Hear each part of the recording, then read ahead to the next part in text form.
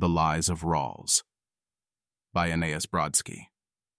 I've been told luck is other people's work ignores that things could have been some other way, and it's lucky that they're not.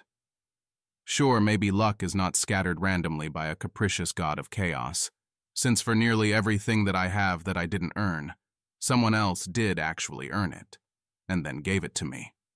So yeah, saying it was granted by luck is erasing them from existence and placing myself as the start of history. But what about the truly random quirks of birth? Unearned comparative advantage. I'm 6'2" and male. My mother is like 5'2" and maybe 16 pounds. Vacuuming is almost a trivial task for me and isn't so much for my mother, so it was my chore since I was like 10. This is good. When I can do the task with less effort, it makes sense for me to do it. I also mowed the lawn from that age, which was not a trivial effort in the benighted push-the-thing-yourself era. When I mowed my parents' lawn as an adult for the first time a few years ago, I was shocked. When I was a child, it was hard labor. As an adult, it was merely inconvenient. I thought, it seems almost immoral for me to ever make a son of mine mow the lawn when the difference in effort is so great. This helped lead to the scene in What Lies Dreaming, where, in a lull between skirmishes in Rome, Andreas observes children hauling stones to the tops of nearby tenements to stockpile for dropping on soldiers' heads later. He's exhausted. He knows he needs to recover his strength to fight when the soldiers return. And yet he still feels the crushing guilt of watching children struggle to carry these rocks up 5 flights when he could do it so easily by comparison. It should be him carrying those stones, because he has the physical gifts to make it easy. But he can't. He's only one person. I hate this scene, because it's how I feel about so much in life. The comparative advantages some people have are ridiculously OP. It's monstrously unfair. This alone is proof that there is no just God in heaven. How can I force children to labor to do something I can achieve so simply? How can I watch a turtle struggling on its back when I could flip it over with barely a thought? And yet the turtles are infinite, and I can only do so much. What do we do with this undeniable difference in capabilities that no one earned and can't be equally spread? With great unearned comparative advantage, superheroes know that with great power comes great responsibility. Height, health, intellect, beauty, drive, familial wealth, these are all forms of power. Nobles, at least the good kind of nobles, agreed. Their power came with a duty to help uplift and defend those with less power. Even Jesus came to a similar conclusion. He said someone given a lot of talents had a duty to create a lot of value with them. Someone with less talents had a lesser duty to create some value with them. Whether it's called a heroic responsibility, or a noble obligation, or a holy duty, these are all forms of a karmic debt. I was given more, I can do more, and so I should do more. But one of the most important things about debt is that it is owed to someone. Who owns this karmic debt? Traditionally, those who made it possible for the individual to exist at all. Superheroes use it to protect the city they live in. Nobles use it, protect and guide the commoners of the lands they govern. Jesus said to repay God. In the absence of an actually existing God, one generally gives labor resources to the church instead, which, ideally, serves the community. This is proper and a good thing. Without our communities, we're just apes that don't have enough fur to survive winters, don't have enough intestines to properly eat food, and have brains that kill our mothers in childbirth in exchange for crippling existential angst. Everything we have is due to the other humans around us and preceding us.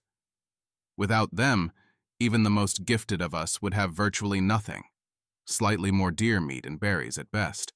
So our first duty is to our family, who we most depend on for survival, then on other kin and our closest friends, who we depend on more broadly. After that, our community, our meta-community, and our greater extended social structures and institutions. When I am reminded that I have advantages that I didn't earn, I am thankful for all that I've been given. I could not exist without all these people, both living and in the past, who have given me the opportunities to use my 2 or 3 or 5 talents to their fullest. I am grateful to be able to pay it forward to the next generation, or to others around me who need help, or pay it back to my parents and mentors and leaders. If this was what people meant by, "You're really lucky," I wouldn't have a problem with it. I would agree. But too often what they mean is much darker. The lies of Rawls. Rawls coined the veil of ignorance as a thought experiment to think about social governance. It's a workable tool for that. Footnote. Okay, that's a lie. His actual position is bonkers dumb. But a sane-washed version is useful, and that's the version most people are familiar with, so we'll assume that one. But it has been corrupted. Rather than being used to think about what's in the best average good for the large majority of humanity, it is repurposed to hypothetically erase all history and alienate the subject from their humanity. The veil actually literally asks you to consider being pulled out of your body as a magical soul, reinventing society from the ground up, then being shuffled up with all the other souls and inserted into a random body. A veiler using the corrupted version will tell me I should imagine that I could be anyone else in existence, because actually, I could be anyone. My genes, family, wealth, country, etc. weren't under my control. They could, in theory, have been set to any value upon character creation. Well, that wouldn't be me then. It would be that other person. To demonstrate how dumb this is, remember that genes are far more variable than the veiler initially lets on. Genes can make humans of any color and size, and they can also make chicken and shrimp. At first, the veiler is asking you to consider yourself interchangeable with any other human, because the only reason I'm me and not someone else is pure dumb luck. But soon after, the veiler points out that, hey, you could be a chicken too, or a shrimp. Hell, the only reason you aren't an insect is pure dumb luck. The veil of ignorance, motherfucker. For all you know, you could have been born an E. coli. We are the product of a long chain of causality that starts most solidly with our parents, but extends out to everyone who set up the society we live in and everyone that impacted our lives. To take the veil seriously necessitates the nullification of the entire mass of human action that created everything that created us. No longer is there a history of striving and creating and taking risks and loving deeply. There are only disembodied parameters that somehow existed upon your creation. How did they get there? Doesn't matter. They're blind luck to you. Random chance. You had nothing to do with them. What makes us human is our connections to other humans. Alone, we are alienated, amputated minds. Together, we are vibrant, beautiful organisms. The invoking of a veil to psychologically isolate a human from everything meaningful about life is an assault on their humanity. Ripped out of my community, out of my family, out of my body, and out of the circumstances of my life, and then thrust into some other combination of those things, doesn't give me a different experience. It kills me utterly. Luck vampires. Why would anyone launch an attack on someone's psyche like that? Why tell them they are nothing but blind luck?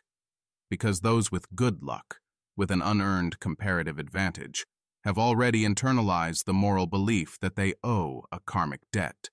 This is, as stated above, good. It's pro-social, and it benefits everyone, including the lucky, as long as that debt in A, limited, and B, primarily discharged into the person's community.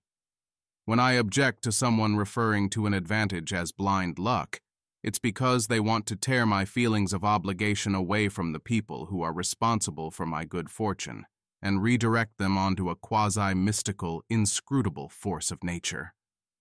Once my karmic debt is owed to luck, it is owed to an abstract concept. Anyone or anything can stand in for that concept. If someone positions themselves well, they can siphon away a lot of the labor, energy, and resources I might have given to the people who helped actually create the conditions for my thriving. In return, I get crippling alienation, plus guilt that I am so depressed while being so lucky. It's certainly not the only way the word is used. Sometimes it really is a celebration of fortunate advantages and a small reminder that you owe a lot to others. You're great. This is awesome. We're happy that you're our Spider-Man. But watch out for the vampires. Remember who most gleefully taught you to sever yourself from the beating heart of the world. You'll bleed for years for them, and when your luck runs out, they won't even remember you existed. Keep the garlic handy.